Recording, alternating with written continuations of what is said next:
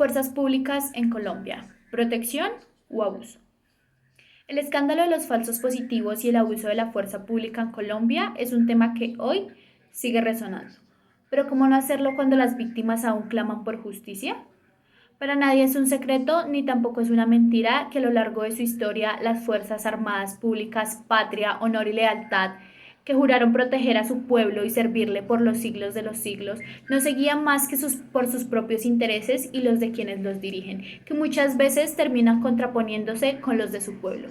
Pero ojo que si vamos a hablar del problema de los falsos positivos y el abuso de la fuerza pública en Colombia, esto se remonta a años mucho antes de los imaginados. Iniciando en 1928 con la masacre de las bananeras, donde más de 25.000 protestantes se levantaron en huelga en contra de la multinacional United Fruit Company pidiendo una reforma laboral. El maravilloso gobierno de Miguel Abadía Méndez decide imponer el orden público enviando al respetado y súper aclamado Ejército Nacional de Colombia.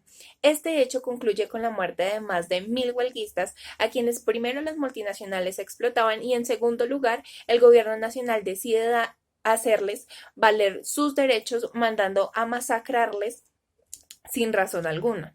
Pero los abusos por parte de la fuerza pública no terminan aquí. 6 meses después de este hecho, en 1929, se da a conocer la muerte del primer estudiante en medio de una protesta. Este estudiante es Gonzalo Bravo, fue un estudiante de la Universidad Nacional y murió a manos de un policía en una manifestación. Fue tan impactante este hecho que un día después de su muerte se conmemora como el Día del Estudiante.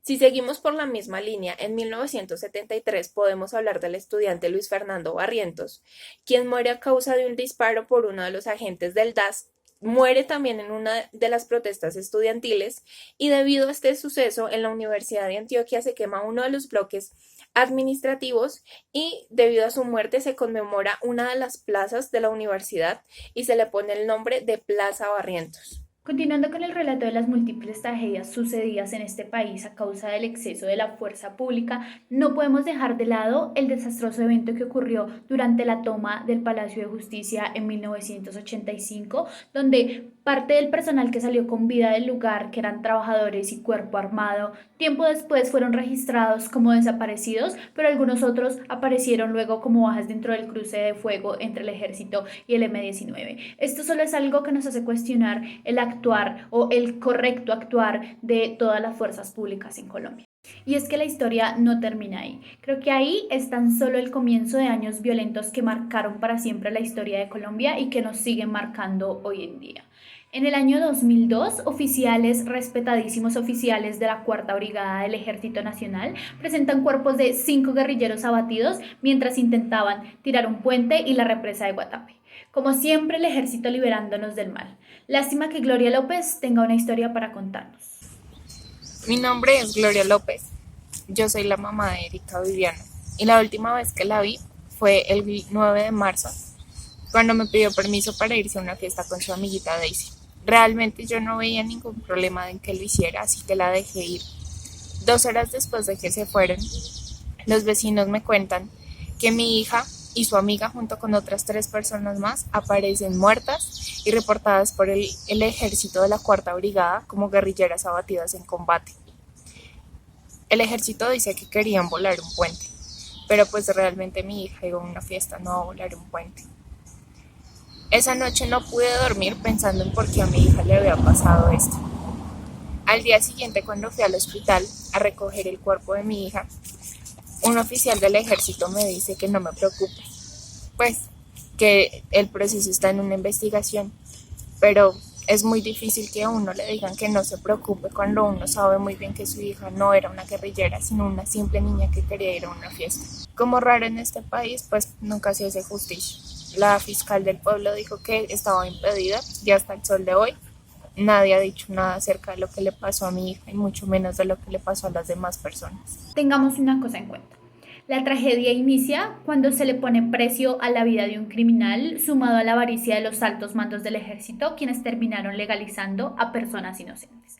La genial idea del gobierno de pagar grandes sumas de dinero por cabecillas de las FARC, narcotraficantes, entre otros, terminó cobrando la vida de personas inocentes, quienes engañadas con falsas promesas eran asesinadas y presentadas como guerrilleros en combate. Desde 500 salarios mínimos legales vigentes, es decir, 191 millones por cabecillas de zonas rurales y urbanas, hasta 10 salarios mínimos legales vigentes por cabecillas, escuadras o rasos responsables de acciones terroristas a nivel local. Alrededor de 1 millón por jóvenes campesinos o indígenas discapacitados, quienes terminaron siendo criminales abatidos en combate. Guiados por este maravilloso incentivo del generoso y glorioso gobierno nacional, es que se terminan tragedias como las de las madres de Soacha, hecho que comienza en el año 2009 y 11 años después sigue sin respuesta alguna por parte de la justicia. Pero es mejor que esta historia se las cuente Gloria Martínez. Mi nombre es Gloria Astrid Martínez. Mi hijo Daniel era un muchacho joven con muchísimas ganas de trabajar, a quien le hicieron una propuesta para trabajar en una finca en Arauca. A mí me parecía muy bueno para ser verdad, porque de eso tan bueno no dan tanto. Él insistió en irse. 8 meses después me entregaron el cuerpo de mi hijo, que había sido encontrado en una fosa común en la frontera con Venezuela. Yo la verdad no entendía por qué a mi hijo le harían algo así. Luego entendí que mi hijo no había sido la única víctima de los falsos positivos. Aquí en Colombia, la cuna de la impunidad, no se salva a nadie, porque si no ejecutas, ayudas a encubrir o proporcionas armamento. Te haces el de la vista gorda, porque, ojo, donde decidas hacer las cosas bien, también apareces muerto al día siguiente. Y este es el caso de Raúl Antonio Carvajal. Era un suboficial del ejército, el cual fue asesinado en el 2006 por militares cuando se negó a cumplir la orden de ejecutar a 2 falsos positivos. Y es que resulta que la justicia en Colombia es tan impedida que al sol de hoy, a pesar de las diferentes investigaciones que han realizado la Fiscalía, la JEP y diferentes ONGs internacionales, ni siquiera sabemos cuál es el número real de víctimas producto de falsos positivos. La historia del abuso de la fuerza pública en Colombia aún no termina y queda un largo camino y un arduo camino para que esto ocurra. La Policía Nacional y el ESMAD abusan de su poder y parece que les divierte lastimar manifestantes, o así lo hemos evidenciado en las últimas protestas, como el paro agrario de 2014, paro camionero de 2016, paro estudiantil de 2018 y paro estudiantil de 2019, no siendo los únicos eventos. En el marco del paro cafetero de 2013, el ESMAD no solo arremetió contra los campesinos y protestantes, sino también con personas que estaban por fuera de las protestas, causando daño físico y daño del bien ajeno. Claramente los abusos de la fuerza pública en Colombia no terminan ahí.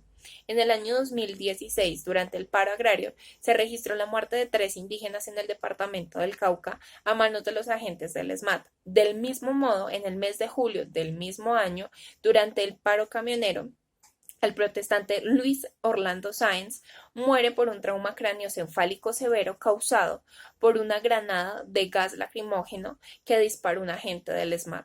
Durante el paro estudiantil de 2018, el estudiante de música Esteban Mosquera pierde su ojo izquierdo tras recibir un impacto de un artefacto lanzado por el ESMAD en Popayán, no siendo el único atacado por el ESMAD en esta ciudad ni tampoco en el país.